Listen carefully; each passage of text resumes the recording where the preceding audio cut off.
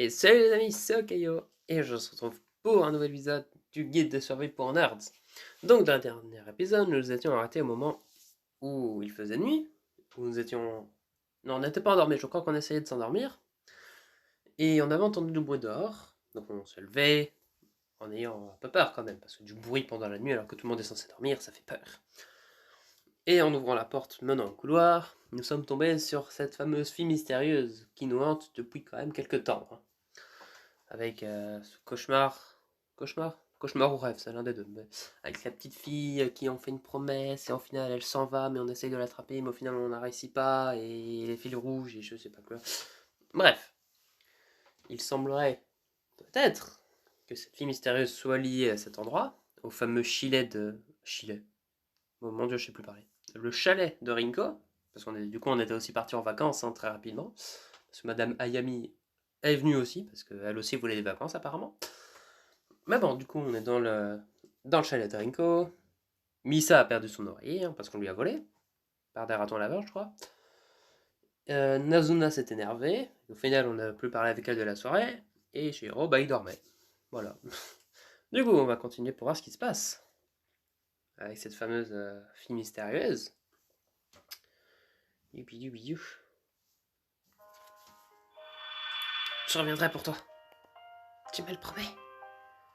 Croix de bois, croix de fer, nous nous reverrons bientôt. Nous irons à nouveau observer les étoiles. L'infime prend la main. Nous vous tenons l'un l'autre pendant ce qui semble être une éternité. Je me souviens maintenant. Tu es quelqu'un de mon passé. Mes rêves, ils se sont vraiment passés, pas vrai? Oui, il n'y a plus besoin d'avoir peur. Tu es ici, Alex. Alex. Alex. Alex. Alex, reviens à la réalité. Je cligne des yeux. Je suis toujours dans le couloir et la fille mystérieuse est partie. Qu'est-ce qui s'est passé? On dirait une vraie statue. J'ai bien cru que tu étais somnambule. Enfin bref, Nazuna a disparu. Elle a quoi? La garde du corps de Rinko patrouillait dans le chalet quand il a retrouvé sa fenêtre ouverte. Elle a disparu, elle a dû partir marcher dans la forêt ou quelque chose comme ça. Ça ne se peut pas, nous devons la retrouver. Il nous faut que quelques minutes pour nous rassembler devant le chalet. Oh non, j'espère qu'elle va bien. Elle n'a pas pu aller bien loin. Mes hommes vont partir à sa recherche. Je ne peux pas rester là à attendre. Je vais le chercher aussi. C'est dangereux dans le nord, Madame Miami. Mais, impuissante et frustrée, elle finit par hocher la tête. Nous ne te décevrons pas, princesse Rinko. Nous trouverons ton ami disparu. Les gardes du corps Yakuza s'aventurent dans la forêt. Les autres retournent à l'intérieur du chalet. En franchissant la porte, je remarque quelque chose sur le côté de la maison. C'est une échelle. Qu'est-ce qu'elle fait là? Sans le dire aux autres, je monte sur l'échelle. Tu m'as trouvé. Que fais-tu sur le doigt? En bâillant, Nazuna tend les bras. Une peut-elle pas passer un peu de temps seul? Ça explique les bruits sur le plafond que Misa et moi avons entendu tout à l'heure. Nazuna s'assit et tapote l'espace à côté d'elle. Tu t'assieds avec moi? Si je te dis de retourner à l'intérieur, tu ne m'écouteras pas. Non. Alors je n'ai pas le choix. Je vais te tenir compagnie. Je marche vers Nazuna en faisant attention à ne pas glisser sur le toit. Puis je me mets à l'aise à côté d'elle.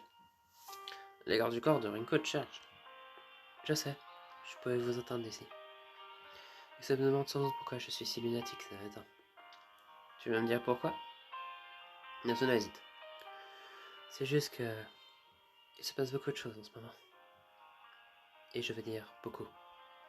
Si tu veux parler, je suis tout de suite. Peut-être une autre fois. Juste pour que tu saches, je me sens beaucoup mieux maintenant. Regarde le ciel. Les étoiles. Elles m'appellent. Ne sont-elles pas magnifiques? Pour être honnête, je suis contente d'être venue avec vous. On ne veut plus d'étoiles dans la ville. Il y a trop de pollution lumineuse. Les étoiles... j'ai le souffle coupé. Quelque chose ne va pas. Non, rien. Je viens de me souvenir de quelqu'un. Tu peux me dire qui est ce garçon? Ou cette fille? J'ose mon regard. Je me dis la personne, mais... il y avait cette fille. Nous étions les meilleurs amis du monde. Je me suis souvenu d'elle que récemment. Au début, elle était une ombre dans mes rêves. Ce dont je me souviens aussi, c'est qu'elle avait regardé le ciel de nuit. Nous jouions toujours dans la nuit. Puis nous dessinions des motifs à partir des étoiles. Nozuna écoute attentivement. Où est-elle maintenant? Ma famille a déménagé quand j'avais 7 ans. Je ne l'ai jamais... Je ne l'ai pas revue depuis. Je suis désolé de t'avoir demandé. Ah, c'était pas grave. C'est arrivé il y a longtemps. Cette fille, qui qu'elle soit, comment s'appelle-t-elle? On peut peut-être utiliser les réseaux sociaux pour la retrouver. C'est ça le problème, je ne m'en souviens pas. Ça craint. Mais je ne te blâme pas. Vous étiez des enfants à l'époque. Alors, elle te manque? Je fais semblant de ne pas être surpris par cette question.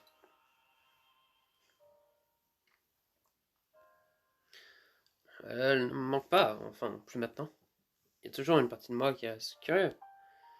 Où est-elle? À quoi ressemble-t-elle? Mais ce qu'elle me manque vraiment, c'est une autre question. Nazela tend la jambe vers le bord du toit. Le sentimentalisme est une plaie. Nous nous remembrerons notre enfance et nous pensons automatiquement que c'était le meilleur moment de notre vie.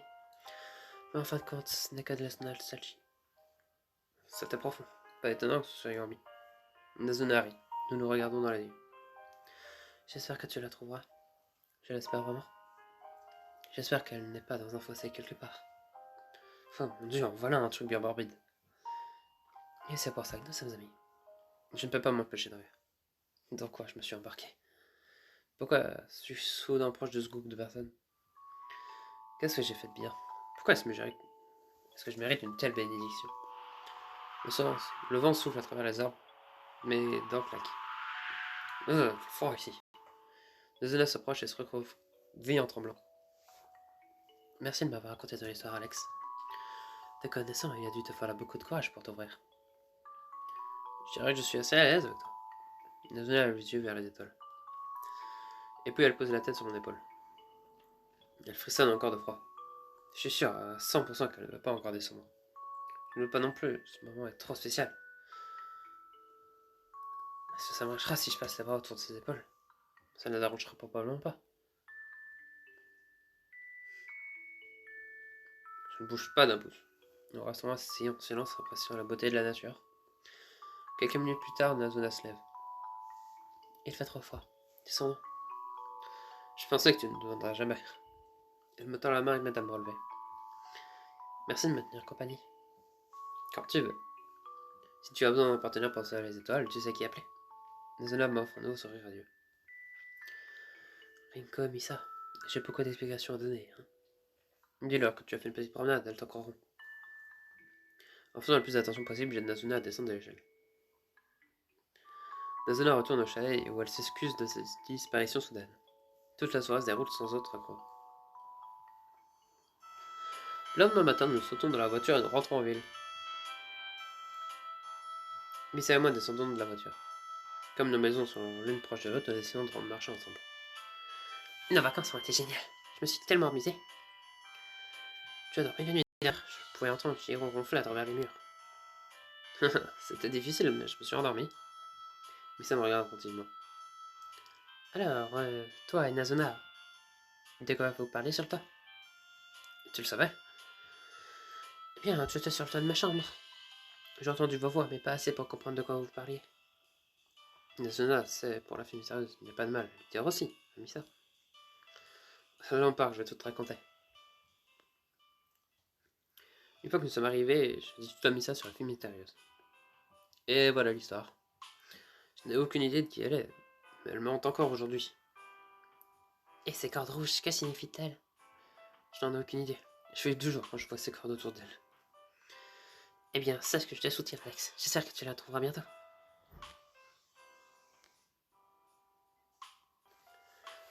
Cela peut paraître stupide, mais je me demande ce que ça va d'avoir quelqu'un qui te cherche. Cette fille, qui qu'elle soit, elle a de la chance. Imagine que tu vis à des kilomètres de là sans savoir qu'une personne rêve de toi. Cela doit être la chose la plus incroyable qui soit. Je sens immédiatement un changement dans son humeur. Ses yeux ont l'air tristes. Désolé d'être sentimental. Cela ne me ressemble pas du tout. Je vais arrêter d'agir de façon aussi dramatique. Tu peux être aussi sentimental que tu veux, Misa. La pire chose que tu puisses faire à quelqu'un, doit l'empêcher de lui-même. Je rencontre son regard et elle sourit. J'aime quand tu as un mode philosophique. C'est là que tu es le plus cohérent. Merci, au moins je t'ai remonté le moral. C'est sûr. Mais ça aussi le front. Ouf, toutes ces émotions m'ont fatigué. Je comprends mieux ça. Je comprends que tu as toujours été une personne seule comme moi. C'est peut-être pour cela que nous nous entendons si bien. Je ne savais pas que tu ressentais ça. Tu veux dire que tu n'as jamais l'impression que nous nous entendons bien? Ça ne répond pas. Un sourire apparaît sur le bord de ses lèvres. Tu trembles. Vraiment? Je n'ai pas remarqué. Je fais un moment pour lui tenir la main, mais je m'arrête en mi-chemin. Je peux pas, alors que j'étais sur le point de venir dans un lieu public. Mais ça semble avoir remarqué, mais elle ne fait rien. Peut-être qu'elle va aussi me tenir la main.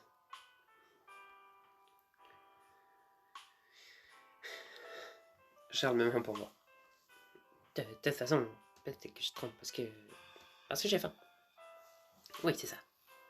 Je dois rentrer chez moi maintenant pour probablement préparer quelque chose à manger. Bien sûr, rentrons.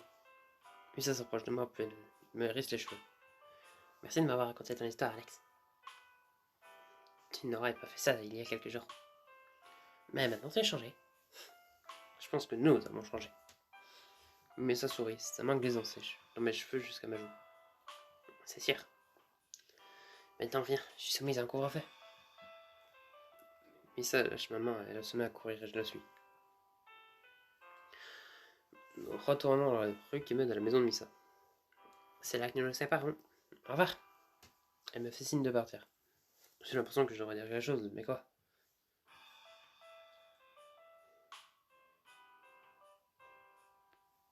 Mes blagues sont terribles, le silence est la meilleure option.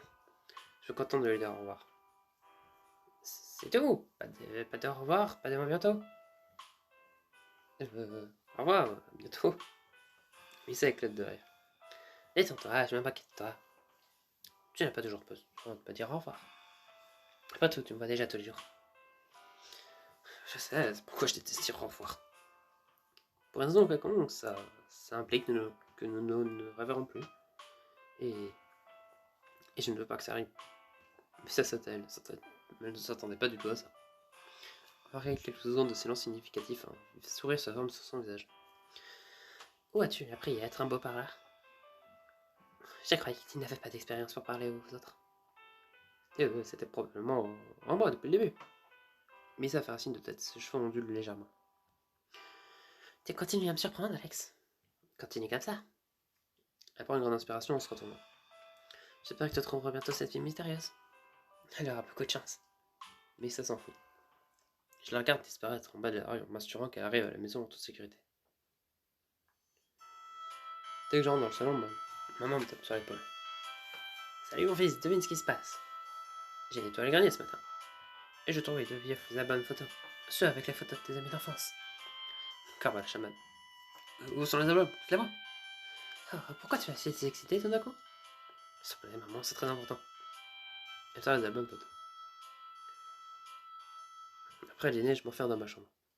Je parcours chaque page des albums en vérifiant le coin de chaque photo pour trouver un indice. Enfin. Oh mon dieu. Sur la photo, il y a moi à 7 ans debout à côté de quelqu'un. Je regarde dans son visage, puis je tombe presque du lit. C'est elle. La fille mystérieuse, c'est.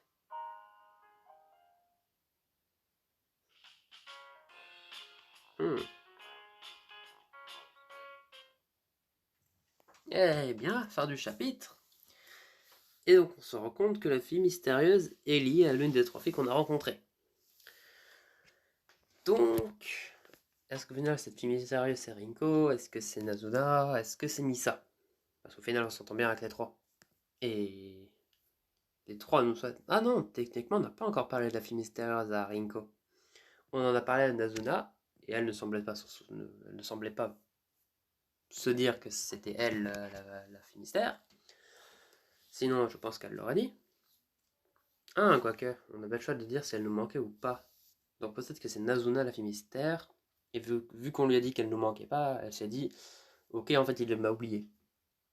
Ouais, donc c'est peut-être Nazuna, hein, elle s'est vexée quand on a dit que la fille mystérieuse ne manquait pas. Et Misa, Misa, on n'a pas vraiment eu ce choix-là de dire si la fille mystérieuse nous manquait ou pas. Donc je ne pense pas que ce soit elle, donc je pense que ça se joue entre Rinko et Nazuna. Mais bon, ça on le verra dans les prochains épisodes. Hein. Sur ce, j'espère que celui-ci vous aura plu. Si jamais c'est le cas, n'hésitez pas à vous abonner, à lâcher un like. C'était Okayo. Allez, salut!